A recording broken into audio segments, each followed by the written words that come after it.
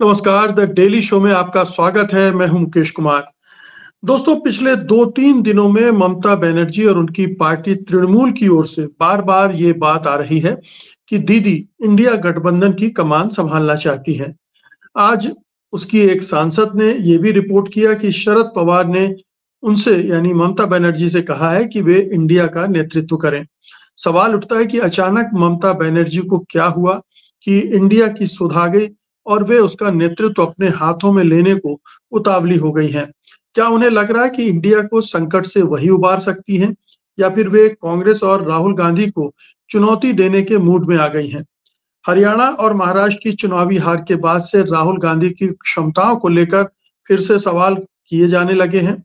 पूछा जाने लगा कि वे इंडिया पर ध्यान नहीं दे रहे हैं या फिर वे इंडिया को चलाने में सक्षम ही नहीं हैं। ये प्रश्न चिन्ह कांग्रेस पर भी लगाया जा रहा है। सबसे बड़ी पार्टी होने के नाते जितनी सक्रियता उसे दिखानी चाहिए वो नहीं दिखा रही, ठंडी पड़ी हुई है। इंडिया को सक्रिय करने, उसकी एक औपचारिक संचालन समिति गठित करने और एक साझा एजेंडा तैयार करने की दिशा में कांग्रेस की ओर से कोई भी पहल होती नहीं दिख रही है। ना ही ये दिख रहा है कि वो दूसरे घटकों से संवाद कर रही है। ऐसे में एक शून्य तो पैदा हुआ ही है। इंडिया गठबंधन बिना पहिए की गाड़ी बन गया है या उसका चक्का जाम हो गया लगता है। तो क्या ममता बनर्जी को लग रहा है कि यही सही मौका है जब वे राहुल और कांग्रेस के हाथों से औपचारिक तौर पर अनौपचारिक तौर पर नेतृत्व जो उनके हाथों में है उसे छीन सकती हैं? ऐसा करके वे राष्ट्रीय स्तर पर अपना कद भी बढ़ा सकती हैं और इसका लाभ उन्हें बंगाल की घरेलू राजनीति में भी मिलेगा ही। हो सकता है कि उनका ये एजेंडा हो, मगर क्या वे बंगाल जैसे उथल-पुथल वाले राज्य को संभालते हुए इंडिया को भी समय दे पाएंगी? खासतौर पर ऐसी स्थिति में जब मोदी सरकार पूरी तरह से बंगाल को अस्थिर रखने, अशांत रखने की कोशिश कर रही हो, क्या वो तन-मन से काम कर पाएंगी? फिर ये सवाल भी अपनी जगह है ही कि कांग्रेस और दूसरे घटक दल उसकी इस पहल को कैसे लेंगे? क्या ममता बनर्जी उनमें वो उम्मीद और विश्वास जगा सकती हैं, जिसकी इंडिया गठबंधन को सख्त ज़रूरत है? क्योंकि अक्सर ये संदेह उठते रहे हैं कि वे कभी भी नीतीश कुमार की तरह पलट सकती हैं, पाला बदल सकती हैं। आखिर बीजेपी के साथ उनका एक लंबा रिश्ता भी रह चुका है। तो आज की बहस इन्हीं सब सवालों पर केंद्रित रहेगी और इसमें हिस्सा लेने के लिए जो मेहमान हमारे साथ जुड़ गए हैं, मैं आपको उनसे परिचय करा दूं। फिलहाल हमारे साथ 2 वरिष्ठ पत्रकार जुड़े हुए हैं, गौतम लाहिड़ी जी हैं और नीरेंद्र नागर हैं। आप दोनों का कार्यक्रम में बहुत-बहुत स्वागत है। नीरेंद्र, आपसे शुरुआत करते हैं। ये अचानक ममता बनर्जी को हुआ क्या है? उनको इंडिया गठबंधन की सुध क्यों आई? उनको ज़रूरत क्यों हो रही है इंडिया गठबंधन को कि और खुद वो क्यों कमान सँभालना चाहती? क्या एजेंडा हो सकता है उनका? देखिए, जब से इंडिया गठबंधन बना है, तब से ही ममता बनर्जी इसका नेतृत्व करने का इच्छा जाहिर कर चुकी है, उनकी पार्टी भी जाहिर कर चुकी है और कई नेता कह चुके हैं कि वो बेस्ट लीडर हो सकती है इंडिया गठबंधन के लिए। तो ये एम्बिशन तो उनका बहुत शुरू से है और शायद वो ये चाहती है कोई भी व्यक्ति अगर चीफ मिनिस्टर रह जाए 3 बार के लिए, तो उसको लगता है कि अब अगला तो प्राइम मिनिस्टर ही बनना है और ये पर्सनल एम्बिशन के साथ-साथ असल में 26 में चुनाव होने वाले हैं बंगाल में और ममता बनर्जी के पास अब अतिरिक्त कुछ नहीं है। 21 का चुनाव उन्होंने जीत लिया है और कुछ उसके बाद कुछ घोटाले भी सामने आए हैं, करोड़ों के नोट पकड़े गए हैं, सब कुछ हुआ है। तो एक धक्का तो लगा है। अब इस धक्का लगा है, इसको कैसे सुधारें? तो इसका एक तरीका ये है कि ममता बनर्जी को एक नेशनल लीडर के रूप में पेश किया जाए और अभी तक बंगाल का कोई व्यक्ति प्राइम मिनिस्टर बना नहीं है। तो प्राइम मिनिस्टर अभी चुनाव होने वाले भी नहीं है, लेकिन एक माने मोदी के खिलाफ जो बंदा है वह राहुल नहीं है, वह ममता बनर्जी है। तो वो एक नेशनल स्टेचर की छवि से उनको फायदा होगा कि एक बंगाली महिला है जो मोदी से लड़ रही है। तो बीजेपी का जो ऑनस्लॉट है उसको उसका मुकाबला करने में उनका जो स्टेचर हाई होगा और अभिषेक बनर्जी को उनको धीरे-धीरे सत्ता सौंप देनी है। तो एक्चुअली अभिषेक बनर्जी चला भी सकते हैं। ममता बनर्जी जब तक रहेंगी, अभिषेक बनर्जी चला सकते हैं। उन्होंने अपनी कुवत दिखाई है। वो हिंदी बोल सकते हैं, बंगाली बोल सकते हैं। ममता बनर्जी भी टूटी-फूटी हिंदी बोलती है, अभिषेक उनसे बेहतर हिंदी बोलते हैं। तो सबसे बड़ी बात संवाद की होती है। आप जब नेशनल लीडर होते हैं, आपको हर जगह भाषण देना पड़ता है। तो बाकी जो दूसरे क्षेत्रीय नेता हैं, चाहे स्टालिन हो या कोई दूसरे हो, ये आपके कर्नाटक के तो कांग्रेस के नेता हैं। तो कोई क्षेत्रीय पार्टी ऐसी नहीं है। समाजवादी पार्टी का जो की औकात है, वो इस चुनाव के बाद बढ़ गई है। समाजवादी पार्टी की सबसे बड़ी दिक्कत ये है कि उनके नेता अभी भी यूपी तक सीमित हैं। वो एक यादवों के या ओबीसी के नेता के रूप में ही है। वो अखिलेश पंडित जी की अभी कोई एम्बिशन भी नहीं है, कभी उन्होंने दिखाई भी नहीं है। बड़े ही सोबर किस्म के व्यक्ति हैं कि मुझे बनना है, मुझे नेता बनना है, तो वो नहीं है। नीतीश कुमार में एम्बिशन था। तो जब नीतीश कुमार को आगे बढ़ाया जा रहा था इंडिया में, तब भी ममता बनर्जी जो है वो थोड़ी सी छिटक रही थी। उनको लगा कि मुझे बनाया जाएगा, तो उनको नहीं बनाया गया, तो परेशान तो वो तब से थी। अब चूंकि कांग्रेस कांग्रेस ने 99 सीट हासिल करके फिर से वो स्टेचर प्राप्त कर लिया था, लेकिन 2 राज्यों में हारने के बाद हरियाणा में और ये महाराष्ट्र में कांग्रेस का स्टेचर कमजोर हो गया है। तब वो फिर से दिखा रही है कि तुम नहीं कर सकते, तुमसे नहीं हो पाएगा, हम ही कर सकते हैं। रीजनल पार्टी के नेता ही कर सकते हैं, और उन नेताओं में मैं सबसे प्रमुख हूं, क्योंकि मैं 11 से लगातार चुनाव जीत रही हूँ और 48% वोट। माने आप समझिए, कोई भी पार्टी इंडिया में क्षेत्रीय लेवल पे बीजेपी के खिलाफ लड़ती है, 48% वोट नहीं हासिल कर पाई, उसने हासिल किया। मैंने यूपी में भी समाजवादी पार्टी के इतने वोट नहीं है, डीएमके की भी उतने नहीं है। एक पार्टी अकेले अपने दम पे लड़ते हुए विदाउट एनी अलायंस उसने बीजेपी को हराया है। तो वो जो एक ताकत है, एक गर्व है, और तो इसके कारण से वो सोचती है कि मैं ही बन सकती हूँ, और नेशनल एम्बिशन के कारण वो ऐसा कर रही है। तो कांग्रेस की स्थिति भी खराब है, इसलिए वो अभी बोल पा रही है, लेकिन ये एम्बिशन उनका शुरू से दिखाई दे रहा था। तो गौतम जी, बंगाल की राजनीति को साइड में रखकर अगर सोचें, तो क्या ये सीधे सीधे तौर पर राहुल गांधी और कांग्रेस की लीडरशिप को चुनौती है इंडिया गठबंधन में, कि ये लोग नहीं कर पा रहे हैं, ये फेल हो गए, ये इनमें वो इच्छा शक्ति नहीं दिख रही, विल पावर नहीं दिख रही है, और ये एक वैक्यूम जो क्रिएट हुआ है 2 राज्यों की हार ने उसको और भी ज्यादा अच्छे तरीके से अंडरलाइन कर दिया है। तो अब वो उस वहां पिच कर रही हैं अपने आप। नहीं, मैं सही सवाल मुकेश जी। बात यह है कि फैक्ट जो है, अगर जो वास्तव जो स्थिति है उसको देखेंगे तो देखिए, अभी तक जो चुनाव हुआ है उसमें बंगाल में बड़ा चुनाव हुआ नहीं है, लेकिन 10 विधानसभा उपचुनाव हुई है। 10 में 10 ममता बनर्जी का पार्टी जीते हैं और बीजेपी को हरा है।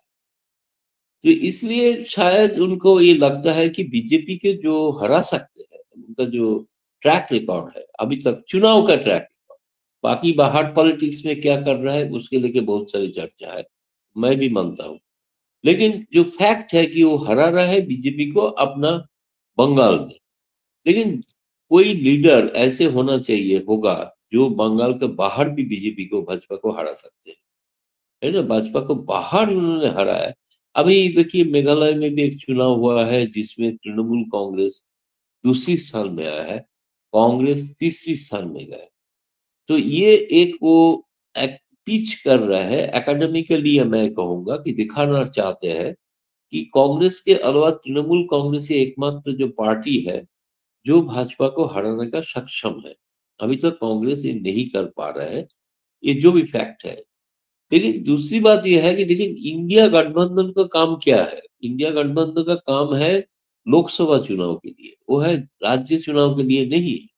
वो 2029 में होगा। लेकिन उसके पहले 2026 है। 2026 में राज्य विधानसभा का चुनाव है, जिसमें पश्चिम बंगाल का भी चुनाव है। ये बात सच है कि उसमें शायद इसी कारण कांग्रेस 2026 के पहले, कांग्रेस अगर उसको इंडिया गठबंधन को लीडर बनाते हैं तो वहां पे बंगाल में एक तरफ से एक इमोटिव इशू बन सकता है कि शायद फिर से एक बंगाली प्रधानमंत्री बनने जा रहा है। इसको चुनाव में फायदा हो सकता है। तो ये चुनावी फायदा के लिए कर रहा है। लेकिन 2026 के बाद 2029 बहुत साल बाकी है। तो जी। पहले से ये करने का दूसरा कारण एक हो सकता है, कांग्रेस अभी फिलहाल 2026 से पहले राजी हो जाएगी कि चलो ममता को मान लेते हैं। ऐसे मुझे नहीं लग रहा है कि ऐसे होगा। तो इसलिए तब वो बहाना होगा कि 2026 में कांग्रेस के साथ बंगाल में गठबंधन नहीं करेंगे।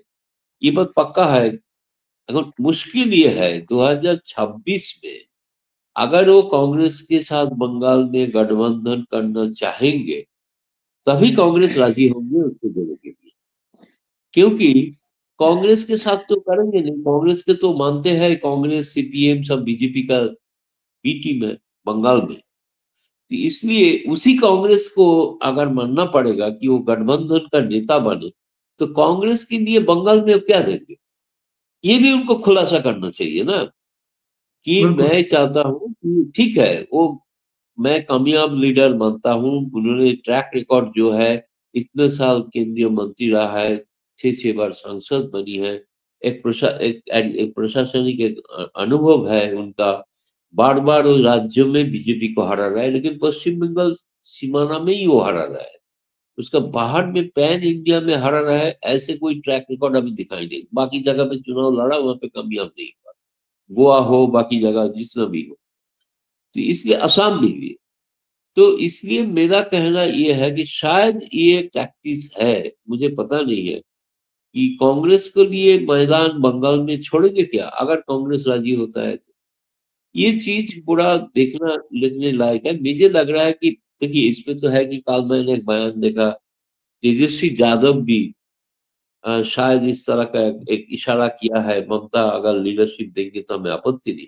तो मुझे जो मूलभूत विषय जो लग रहा है कांग्रेस का, इसलिए मैं सोचना चाहिए, कांग्रेस पार्टी को भी सोचना चाहिए कि कांग्रेस क्यों बाकी अलायंस पार्टनर को कॉन्फिडेंस नहीं एंजॉय कर पा रहा है, ये कांग्रेस को भी सोचना चाहिए, क्योंकि विदाउट कांग्रेस कोई अपोजिशन पार्टी जितना भी जो सोचे नहीं हो सकता। देश में जितना भी गठबंधन सरकार बना अपोजिशन का, वो तीसरी मोर्चा का भी जो बना, कांग्रेस के समर्थन बिना हो नहीं सकता।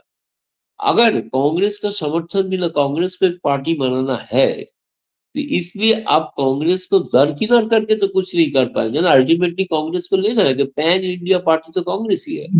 ऐसे नहीं है कि अभी तक डीएमके ने कहा नहीं कि हम कांग्रेस छोड़ के ममता बनर्जी को दे रहे हैं, बाकी लोग आउटसाइड पार्टी है इंडिया गठबंधन ने कभी कहा नहीं। गठबंधन में तो कम से कम अभी भी वामपंथी दल है, उन्होंने तो कतई ममता बनर्जी को नहीं मानेंगे, इसलिए कांग्रेस को चूज करना पड़ेगा कि तो मुझे लग रहा है ये चर्चा 2029 के पहले मतलब प्री मैच्योर चर्चा है, इसका राजनीतिक कारण दूसरा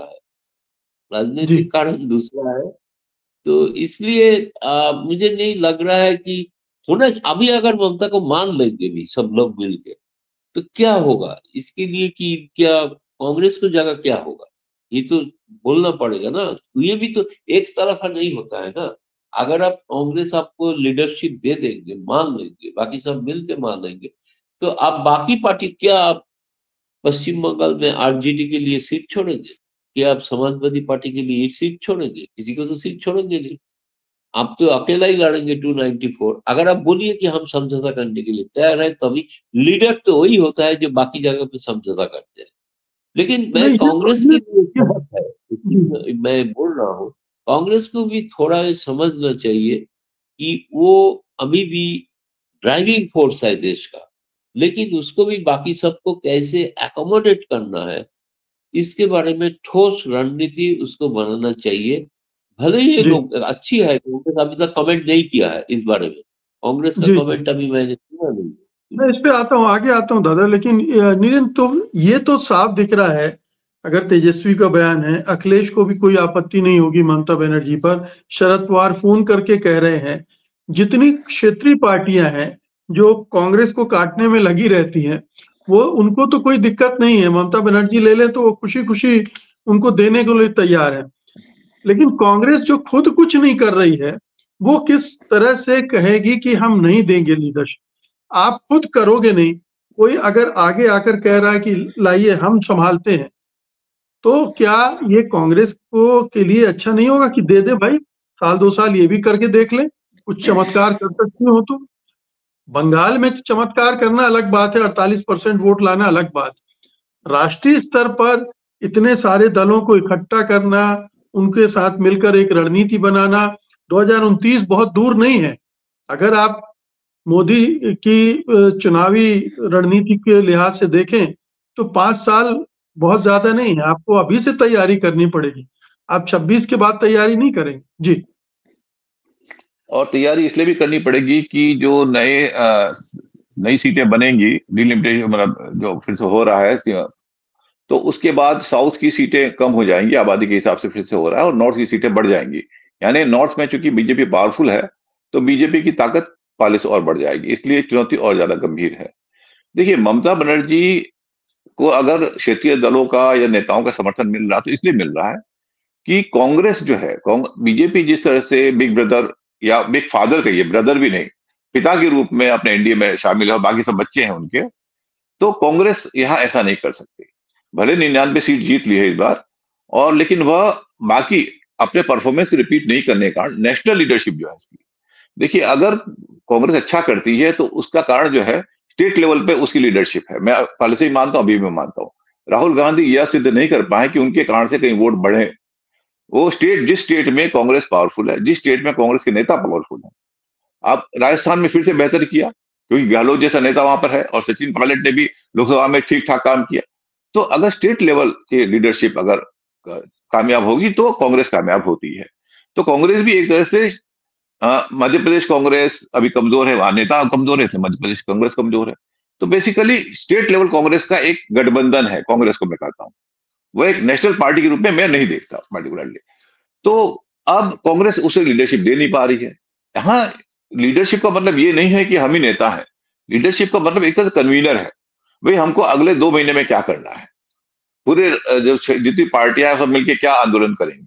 अभी उस तरह से कुछ हो नहीं रहा है।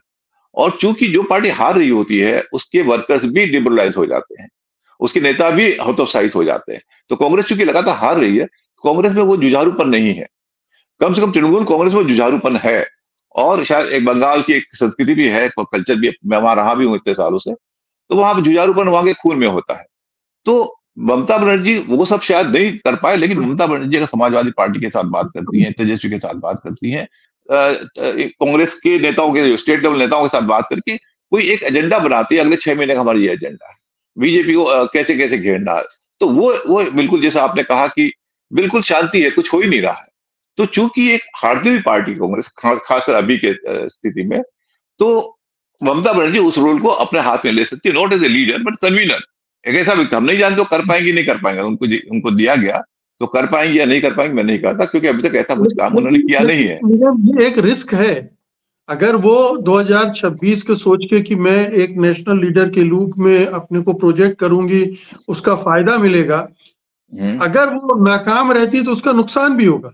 इन 1.5-2 साल के अंतराल में एक निगेटिविटी भी पैदा हो सकती है। ये जुआ नहीं है, एक बड़ा दांव खेलेंगी वो। देखिए असल में क्या है कि आप अगर लीडर होते हैं, उनके पास वापस आने की जगह है। कांग्रेस के पास वापस की जगह नहीं है। अगर वो हरियाणा में हारती है तो कहां जाएगी, अगर महाराष्ट्र में हारती है तो कहां जाएगी। इनके पास एक सूबा तो है ना, बंगाल तो है, तो बंगाल का तो उनको सुरक्षित करके रखना पड़ेगा। अगर नेशनल लेवल पे, जैसे आपकी टीआरएस के साथ हुआ, टीआरएस के भी एम्बिशन थे, उसने बीआरएस बना दिया। उसी समय लग रहा था कि मूर्खतापूर्ण बात हो सकता है कि ज्योतिषी ने कहा हो कि टीआरएस तो अपना राज्य संभालो भाई, तुम राज्य छोड़ के वो क्या 24 जी 26 जी बनने गए, दुबे जी रह गए। तो वो स्थिति हो गई। लेकिन ममता बनर्जी जो है बंगाल छोड़ के नहीं कर रही, बंगाल उनके हाथ में है, सत्ता में है, और वह एक लीडरशिप ले रही है एक कन्वीनर के रूप में, जिसमें ममता बनर्जी का नाम आएगा हमेशा जब इंडिया की बात आएगी। तो वो शायद वो एक मैसेज देना चाहती है, बंगाल को मैसेज देना चाहती है कि हमारे राज्य के एक नेता जो है अगर कुछ नहीं हुआ और फेलियर साबित हुई तो इसका नेगेटिव इम्पैक्ट नहीं होगा। देखिए फेल्योर तो 26 में होगा ना, इसी अभी 2 साल में ऐसा कुछ नहीं हो रहा है। कुछ चुनाव भले आ रहे होंगे, लेकिन 2 साल में ऐसा कुछ बड़ा नहीं हो रहा है जिसके लिए फेल्योर की उनकी जिम्मेदारी हो। अगर किसी राज्य में, तृणमूल तो किसी राज्य में नहीं लड़ रही है ना। अगर किसी चुनाव में मान लिया, यूपी का चुनाव भी अभी नहीं है, कोई बड़ा चुनाव शायद बिहार का चुनाव भी है, तो बिहार का चुनाव इस बीच अगर आता है और वहां पर तेजस्वी हारते, तो ममता की हार नहीं है, वो तेजस्वी की हार। तो इनके यहाँ जिसको कहता है दोनों हाथ में लड्डू है। अगर इंडिया गठबंधन अच्छा करता है तो ममता कन्वीनरशिप और ये लीडरशिप है, अगर हारता है तो उसकी जिम्मेदारी जो है वो लोकल नेताओं की। कांग्रेस की लीडरशिप में कांग्रेस हार रही है ना, कांग्रेस की लीडरशिप में अगर ममता हारती तो कांग्रेस की जिम्मेदारी नहीं है, कांग्रेस की लीडरशिप में कांग्रेस हार रहा है। इसीलिए ममता जो है ये जुआ खेल सकती है। इससे जो इसमें ये ऐसा जुआ है जिसमें नुकसान कुछ नहीं है, फायदा हो सकता है, नुकसान कुछ नहीं है। और शायद क्षेत्रीय लीडर भी ममता बनर्जी के साथ शायद बराबरी के लेवल पर कंधे पे कंधा मिला के बात कर सकते हैं। जब कांग्रेस की बात होती है तो थोड़ा सा उनको दब के रहना पड़ता है। और कांग्रेस भी शायद मल्लिकार्जुन खड़गे भी सोचते होंगे कि भाई हम 99 सीट वाले हैं, हम नेशनल पार्टी है। तो मेरे ख्याल से अगर कांग्रेस भी दे दे, कई बार बड़प्पन दिखाना चाहिए, अगर लीडरशिप दे दे, अगर सब चाहते हैं, अगर इंडिया गठबंधन के जितने भी हैं उसमें अधिकतर लोग चाहते हैं कि हाँ ममता बनर्जी को दिया जाए। नीतीश कुमार का चैलेंज था, जब तक नीतीश कुमार थे तब तक ये झगड़ा था कि नीतीश कुमार कन्वीनर बनेंगे कि ममता बनर्जी बनेगी, और ये हम देख पा रहे थे, ये देख पा रहे थे। भले नीतीश कुमार कुछ भी कहे, लेकिन नीतीश कुमार बनना चाहते, तो जब उनको नहीं बनाया गया, खड़गे को बनाया गया, तो उन्होंने छोड़ के बीजेपी के साथ चले गए, या शायद कोई और भी कारण हो। अब जब नीतीश कुमार नहीं है तो ममता कोई चैलेंज नहीं है, तो क्षेत्रीय पार्टी के किसी नेता को कन्वीनरशिप देनी हो, ऐसा भी करते, एक साल के लिए दे सकते हैं। चलो 1 साल के लिए हमने कन्वीनर बना दिया, आप देख लीजिए क्या परफॉर्मेंस है, अगली बार समाजवादी पार्टी को उनको दे देंगे। ये भी फॉर्मूला हो सकता है कि हम मतलब एक साल, हाँ, मतलब रोटेशन के आधार पर हम बना, तो उस आधार पर ही हो सकता है। तो मेरे ख्याल से वह कांग्रेस के लिए भी अच्छा रहेगा कि चलो हम किसी एक पार्टी को या किसी एक राज्य को हम बहुत ज्यादा प्रेफरेंस नहीं दे रहे हैं, और सभी राज्य वाले अपने अपने अपने चांस पर कन्वीनरशिप करें। तो जैसे तेलुगु देशम के हम एनटीआर को दिया ही गया था, तो उसका फायदा ही हुआ, या कोई नुकसान तो नहीं हुआ, उसी तरह से ये किया जा सकता है। बिल्कुल, 2027 में यूपी के चुनाव है, तो उसके पहले अखिलेश यादव अपना नंबर लगा दें, तो अगर उनको वहां लाभ मिल सकता है तो वहां लाभ उठा ले। लेकिन गौतम जी, ये बताइए कि आपने अभी कहा कि 10 सीटें जीतने के बाद उपचुनाव की, अब तृणमूल कांग्रेस का आत्मविश्वास बिल्कुल बढ़ गया है। उसने ये मान लिया कि बंगाल हमारा सिक्योर है अब, और ये उत्तराधिकार की भी बात आई है। तो क्या ममता बनर्जी के दिमाग में अब ये भी चल रहा है कि वो अब धीरे धीरे, चूंकि बंगाल सिक्योर है, बीजेपी तमाम चीजें करके भी उनकी सत्ता को हिला नहीं पाई है, और अब बीजेपी भी कमजोर हो गई है उस लिहाज से देखा जाए बंगाल में, तो क्या ये एक उत्तराधिकार सौंपने की तैयारी भी है ये? ना, बिल्कुल मुकेश जी, आपने बहुत सही इशारा किया है। क्योंकि ममता बनर्जी अगर नेशनली आना चाहते हैं, नेशनली देखिए, ममता बनर्जी अनुभवी नेता है, तभी वो नेशनल राष्ट्रीय स्तर पे आएंगे जब श्योर होगा कि राष्ट्रीय स्तर पे वो गठबंधन जीत रही है। अगर नहीं जीत रही है, सिर्फ नेता बनने के लिए वो नहीं आते। इसलिए ये बात सही है, अगर नेता बन गया, नहीं, आप उल्टा आपको सोचना चाहिए। क्या ममता बनर्जी के पार्टी में ये प्रेशर है कि ममता बनर्जी अभी आप राष्ट्रीय स्तर संभालिए, आप ये सत्ता अभिषेक उसको दे दीजिए? क्योंकि उसका पार्टी में भी ये नया जो युवा पीढ़ी है, वो नहीं चाहते हैं कि पुराना जो पीढ़ी है वो फिर से रूल करे पार्टी को। इसलिए वो एक प्रेशर है। प्रेशर का सबसे सहज समाधान, ममता बनर्जी शायद कॉन्स्टिट्यूंसी को एड्रेस किया इस बोल के, मैं तो राष्ट्रीय स्तर पे जाने के लिए तैयार हूँ, और बाकी सब लोग मान जाते हैं तो मैं राष्ट्रीय स्तर पे जाऊंगी। तो इसलिए जो अभिषेक बनर्जी का जो है, एक बात उनका एक स्पोक्स पर्सन बोल भी दिया था कि Abhishek Banerjee is the future leader हो रहा है। तो तब बाद में वो करेक्ट किया अपने आप को स्पोक्स पर्सन, नहीं, ममता जी जब तक है तब तक तो है, लेकिन जब तो ममता जी नहीं रहेंगे तब तो अभिषेक ही लीडर है। तो इसलिए उनका पार्टी में भी एक है अभिषेक, मुझे लग रहा है बनर्जी कि थोड़ा वो चाहते हैं कि जो जल्द वो बंगाल का सत्ता संभाले। एक जल्दबाजी है मुझे लग रहा है, लेकिन बंगाल में मैं ही मानता हूँ जो वोट भी होता है, जो वोट भी अभी तक जो हुआ है, वो सिर्फ ममता बनर्जी के नाम पे ही हुआ है। मैंने अभी तक ये ममता बनर्जी एक मैदान से हट जाएंगे, उसके बाद अभिषेक के नाम पे वोट होगा। अभिषेक बहुत अच्छा ऑर्गेनाइजेशनल कैपेबिलिटी है, ऑर्गेनाइजेशन बहुत अच्छे चलाते हैं, दैट इज ट्रू। उसके साथ साथ वो पुराना लोग जो है, पुराना लोगों को वो नहीं पसंद करते हैं, उनको चाहते हैं कि हटाना। अब जितना बड़े बड़े लीडर का नाम कर, मैं नाम नहीं बोलूंगा इसलिए का कि एक विवाद हो जाएगा।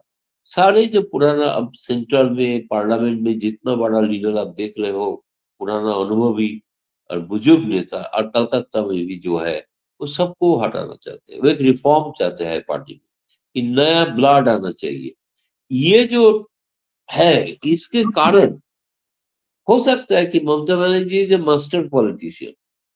ये हो सकता है कि ये ने दांव छेड़ दिया कि मैं तो राष्ट्रीय स्तर पे जा रही हूँ, इसलिए मैदान खाली होगा तो अभिषेक इज द नेचुरल लीडर।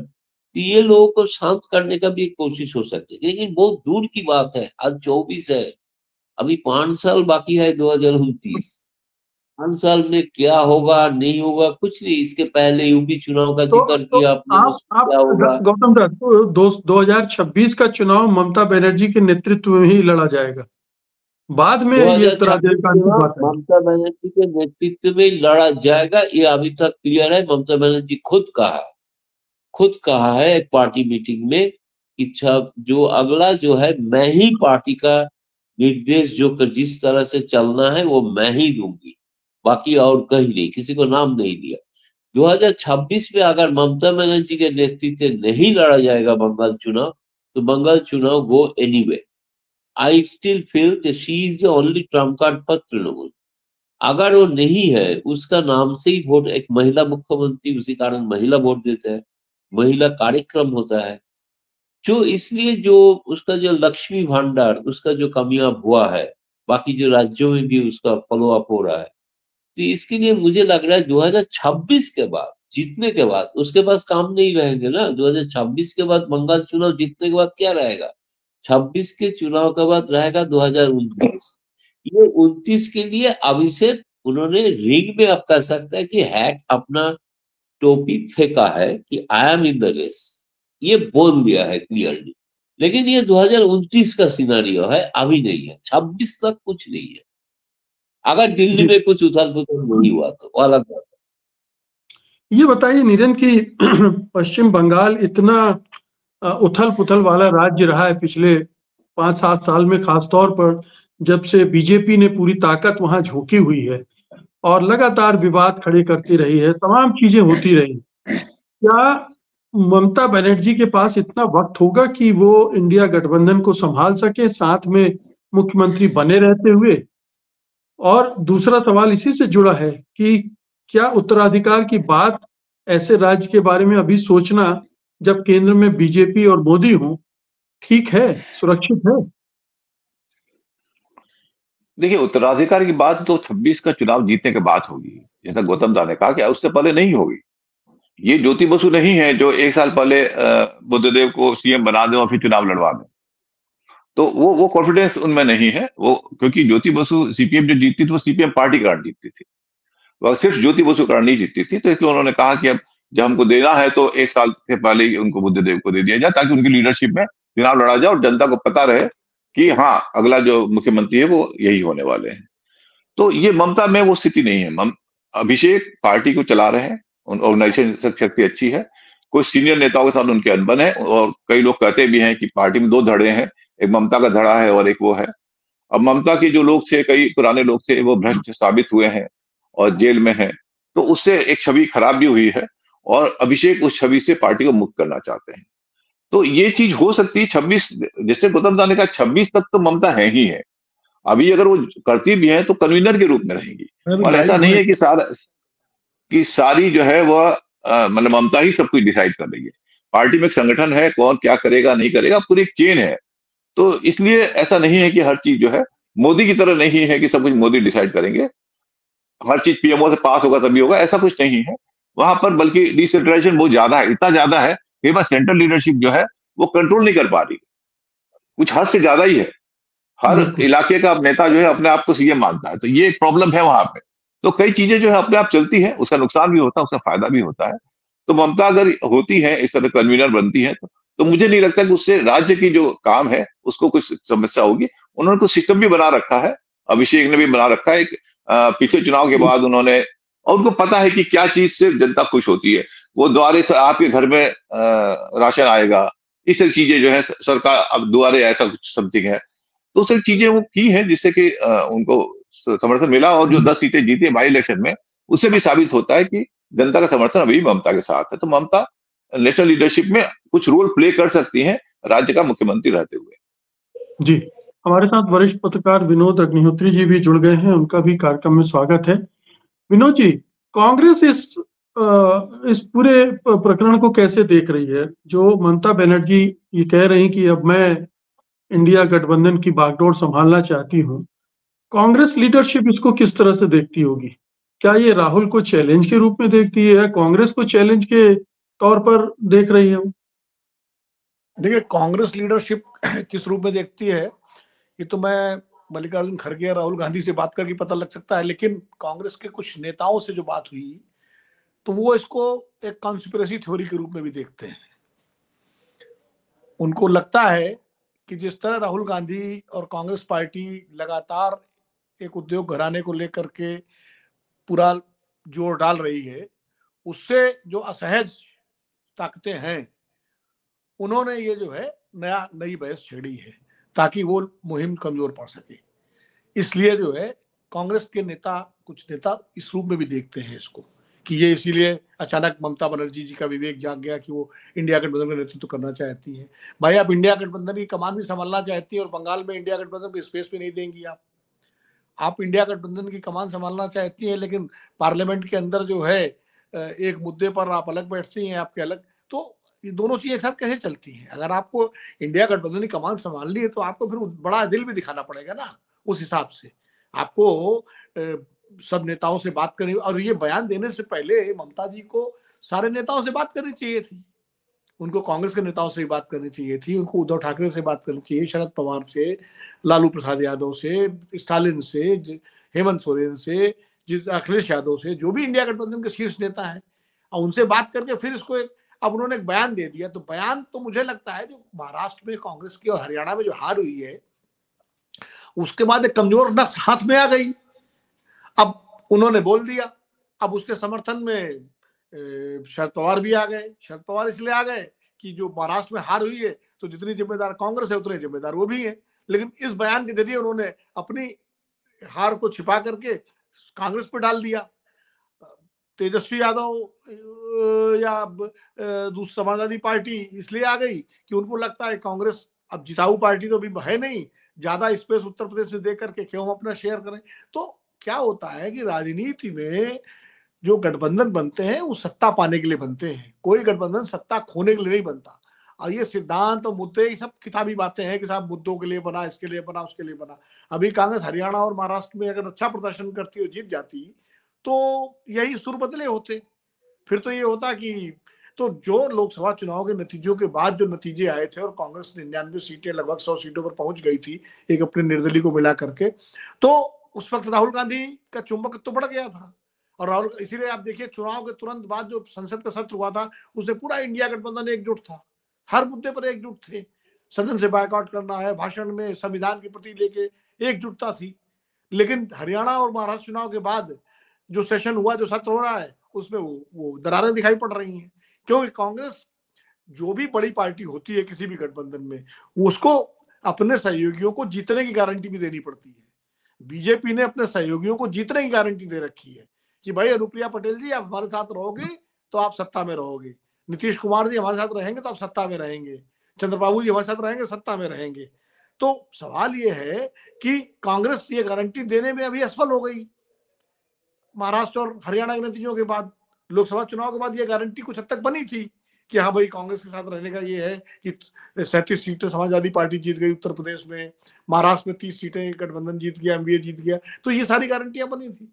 तो कांग्रेस को ये सोचना पड़ेगा, ये इन्वेंट करना पड़ेगा कि भाई अगर आपको इंडिया गठबंधन का नेतृत्व करना है तो फिर आपको मतलब खाली पार्लियामेंट में हल्ला मचा करके या मुखौटे लगा करके और वीडियो बना करके इससे काम नहीं चलेगा।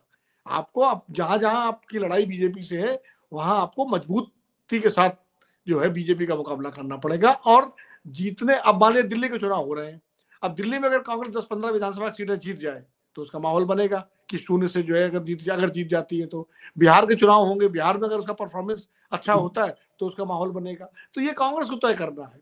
ममता बनर्जी इंडिया गठबंधन की कमान संभालेंगे, लेकिन ममता जी की समस्या क्या है कि बंगाल के बाहर वो एक सीट जिताने की स्थिति में है क्या? नहीं है ना। वो त्रिपुरा लड़के देख चुकी हैं, वो गोवा लड़के देख चुकी हैं, आसाम लड़के देख चुकी हैं, जो बिल्कुल नेबरिंग राज्य हैं। वहां क्या मिला? ठीक है, पश्चिम बंगाल में उनका किला भेद्य है, वो संदेश खाली के बाद लोकसभा की 28 सीटें जीत जाती हैं। वो ये क्या कहते हैं, आरजे कॉलेज के बाद वो विधानसभा के उपचुनाव जीत जाती है, तो उनको चुनौती नहीं है राज्य के अंदर। लेकिन राज्य के बाहर उनकी क्या, और हमेशा गठबंधन का नेतृत्व मल्टी स्टेट पार्टी करती है, वो चाहे एनडीए हो चाहे यूपीए हो। सिंगल स्टेट पार्टी कैसे करेगी? हाँ, ये हो सकता है कि भाई मल्लिकार्जुन अध्यक्ष खड़गे अध्यक्ष हैं और ममता जी कन्वीनर बन जाएं, और उसके बाद केंद्रीय भूमिका में तो कांग्रेस ही रहेगी ना उसमें। तो और दूसरी बात यह है कि ममता बनर्जी की एक समस्या है राहुल गांधी को लेकर के शुरू से। वो सोनिया गांधी को तो लीडर मानती हैं, लेकिन राहुल गांधी को लेकर के उनके अंदर एक लगातार शुरू से समस्या रही है।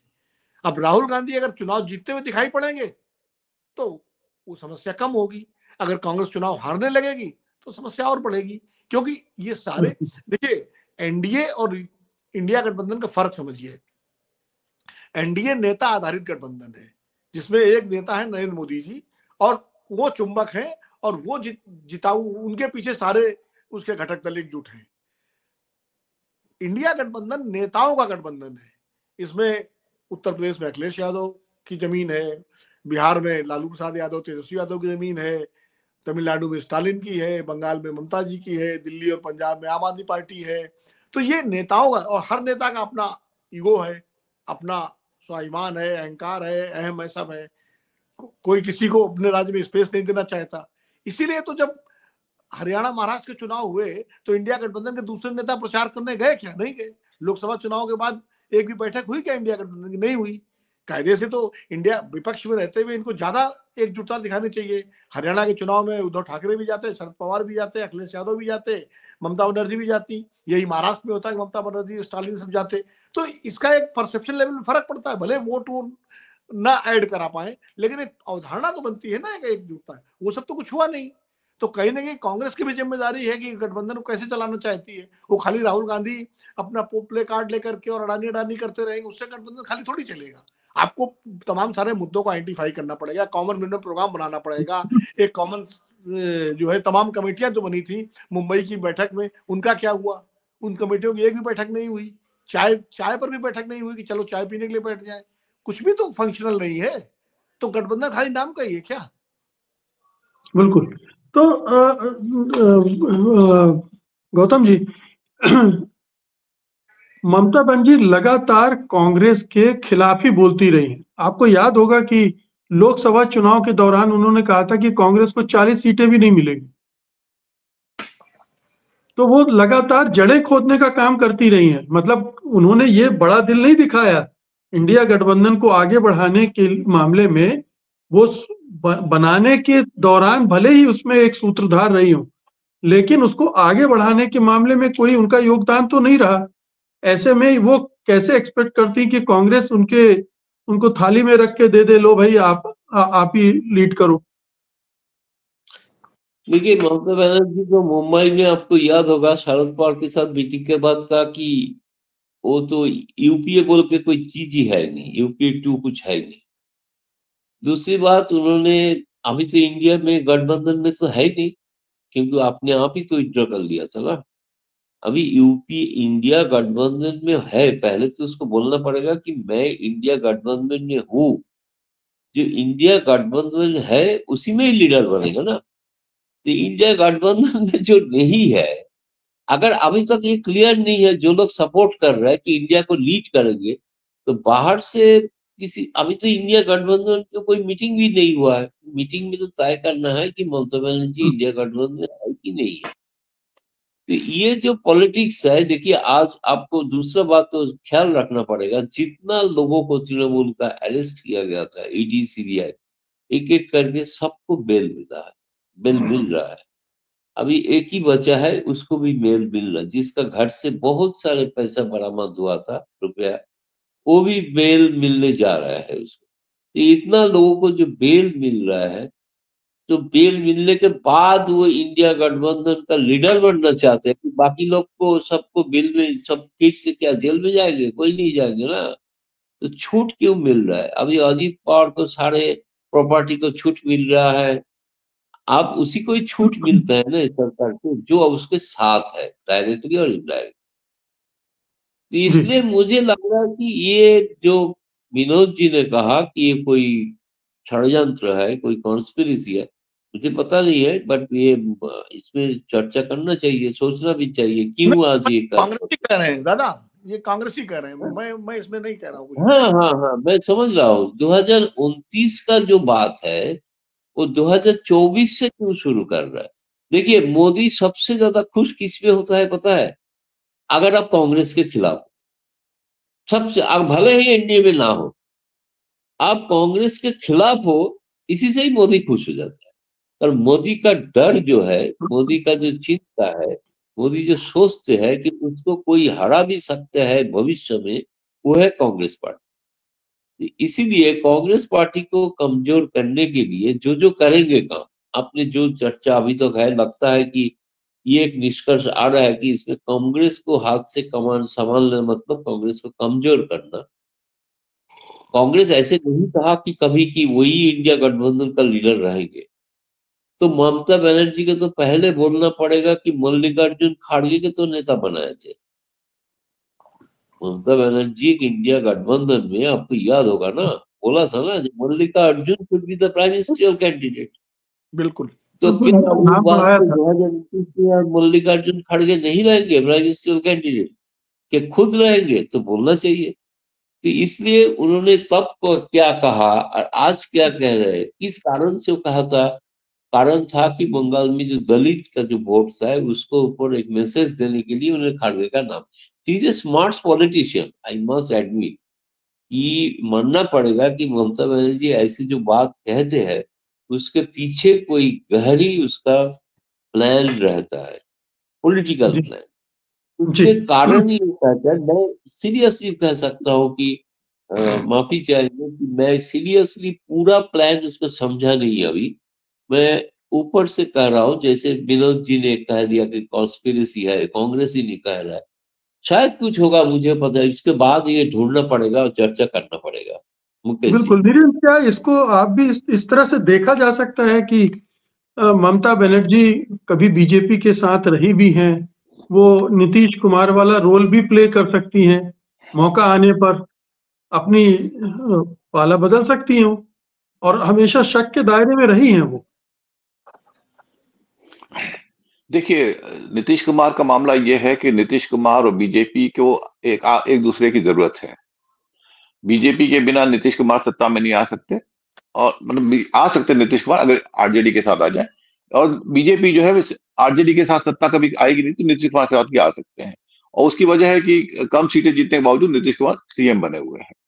बंगाल में ये स्थिति नहीं है। बंगाल में अगर कांग्रेस के साथ ममता का ये रवैया है, उसकी वजह है कि कांग्रेस के पास अभी उतने वोट नहीं है, वो उतनी बड़ी वोट कटुआ नहीं है कि ममता बनर्जी की पार्टी हार जाए।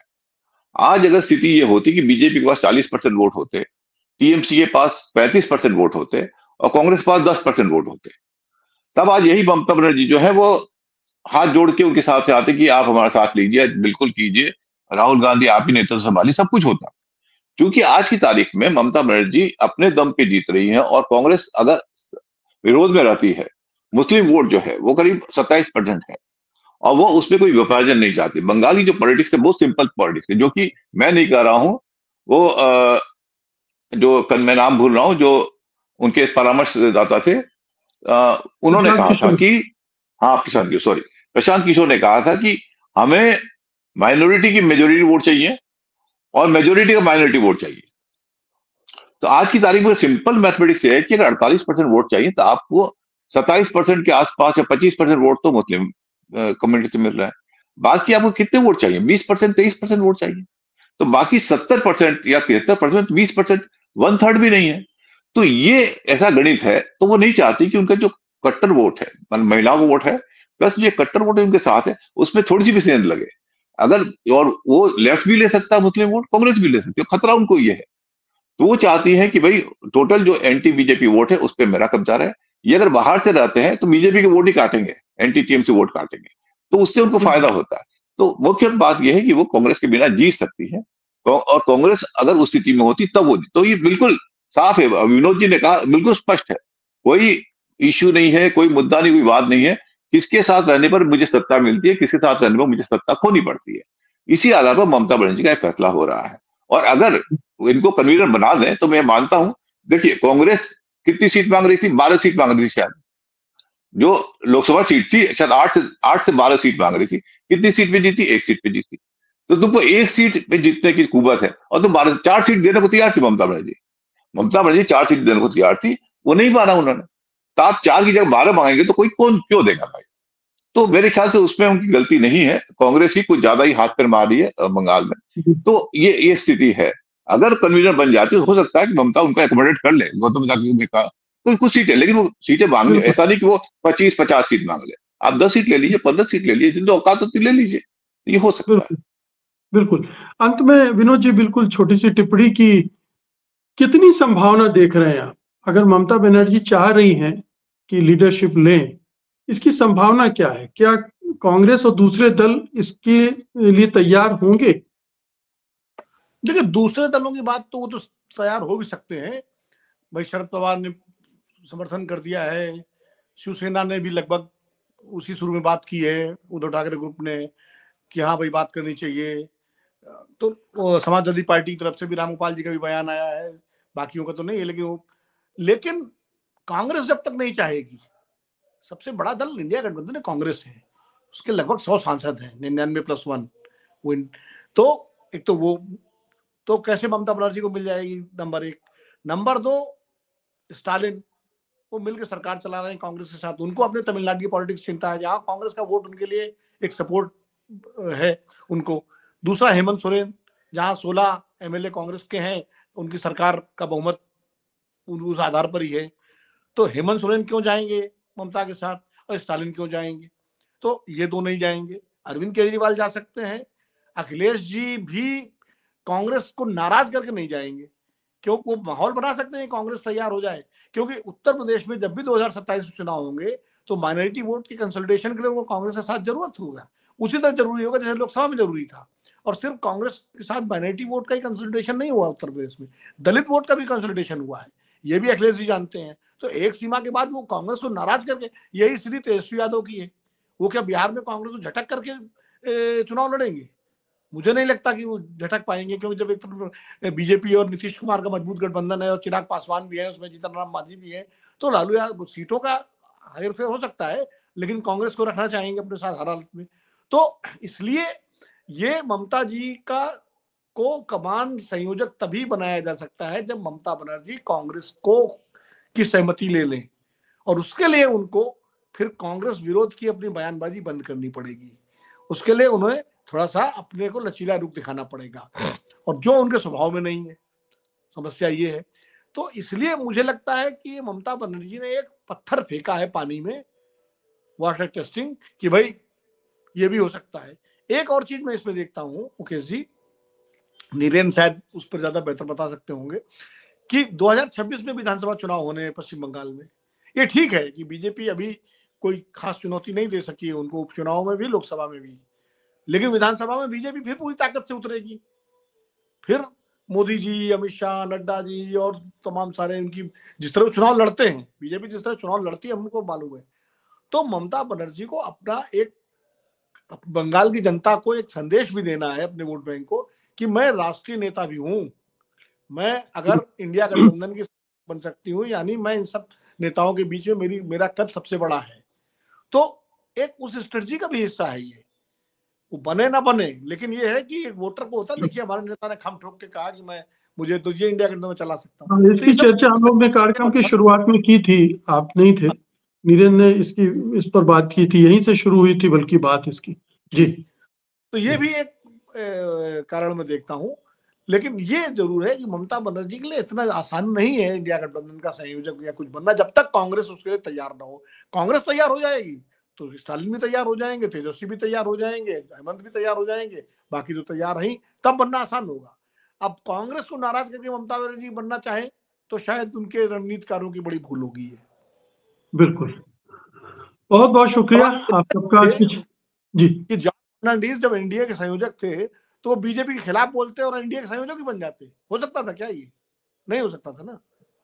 बिल्कुल बिल्कुल, बहुत बहुत शुक्रिया आप सबका, धन्यवाद आज की चर्चा के लिए। नमस्कार।